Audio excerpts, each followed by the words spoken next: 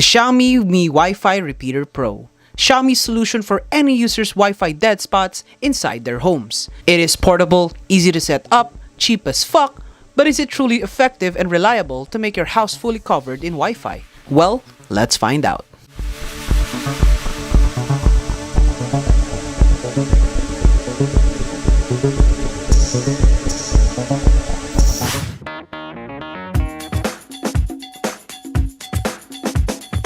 Welcome everyone, this is Vlogs of an Idol. My name is Joen. As I've said in the past video, ang bahay namin ay nagkaroon ng upgrade. It has reached up to 3 floors and it expanded into 2 houses. So that means may mga spot na sa bahay ang for sure na hindi naabot ng Wi-Fi. And how can we solve this type of dilemma in our houses? By getting a Wi-Fi repeater. Now, what is a Wi-Fi repeater? Wi-Fi repeaters are devices that is used to extend the coverage area of your Wi-Fi network. It works by receiving your existing Wi-Fi signal, amplifying it, and then transmitting the boosted signal. So I got the best, most famous, and cheapest Wi-Fi repeater you can get in Lazada, the Xiaomi Mi Wi-Fi Repeater Pro. I got this for only 399 pesos. Been using it for a couple of weeks now, and I can say na it does get the job done naman, pero it still has its flaws. In this video, we'll be doing an unboxing and review of the Xiaomi Mi Wi-Fi Repeater Pro. But if you'll enjoy this video, a quick thumbs up and subscribe to the channel would be marvelous. Right off the bat, here is the packaging. Let's take it out from the box and remove its bubble wraps.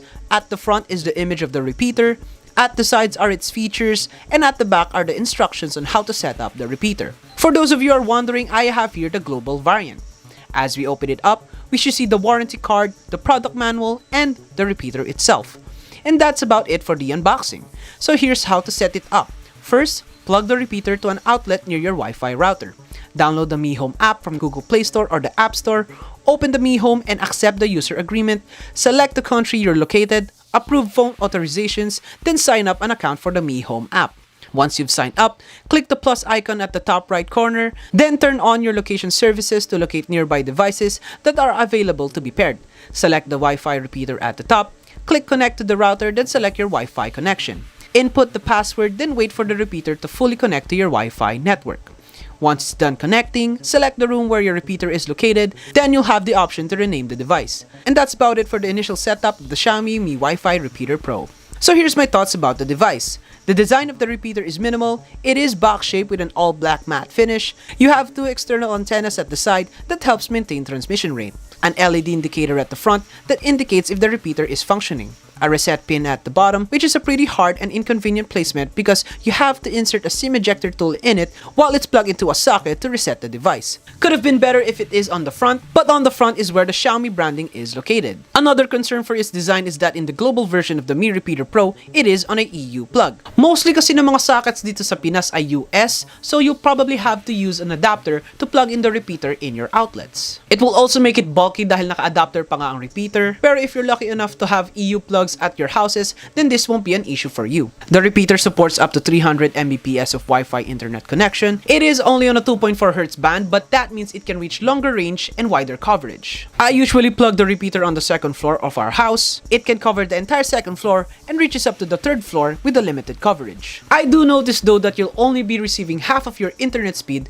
when you're connected to the repeater. Our Wi-Fi router currently hits up to 25 Mbps, but if you're connected to the repeater, you can only hit up to 10 to 15 Mbps. It is understandable considering that the repeater is only linked through the Wi-Fi and its sole purpose is just to extend the reach of your Wi-Fi coverage. I do experience connectivity issues as well. For about 30 minutes of connecting to the repeater, phones might automatically disconnect to its network. Though Xiaomi said it can occupy up to 16 phones, but it might get unstable if many phones are connected simultaneously. I couldn't complain much as long as I can connect back quickly, though this is not advisable when you're playing online games, kasi it'll definitely disrupt your gaming experience. The repeater is operated through the Mi Home app, which provides indication if you've placed the device to an efficient location, customization on the repeater's network's name and password, and info about devices connected to the network. It also offers firmware updates for the repeater that help fix bugs and issues if you ever encounter them. Overall, the Xiaomi Mi Wi-Fi Repeater Pro still gets the job done. It is a suitable fix if there are Wi-Fi dead spots around your house. You can just easily plug it in your sockets. The sole reason why I bought this repeater ay para mapaabot yung Wi-Fi namin up to 3rd floor, which nagagawa naman ng repeater, so